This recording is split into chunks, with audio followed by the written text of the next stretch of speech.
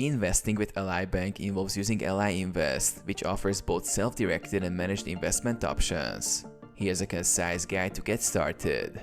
Open an account. Log in. Visit Ally Bank and log in or create an account.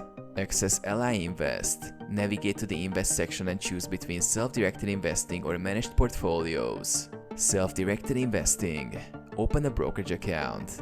Choose the type of account you want. Fund your account. Transfer money from your Ally Bank account or another external bank. Choose investments. Research and select stocks, ETFs, mutual funds, or other securities using Ally Invest's trading platform.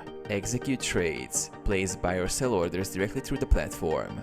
Ally Invest provides tools and resources to help you make informed decisions. Managed portfolios. Open a managed account. Select Ally's robo-advisory service for automated investing.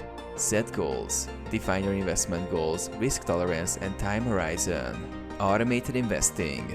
Ally Invest manages your portfolio based on your preferences, automatically rebalancing and reinvesting dividends. Monitor and adjust. Use Ally Invest's dashboard to track your investment performance, view account balances, and make adjustments as needed.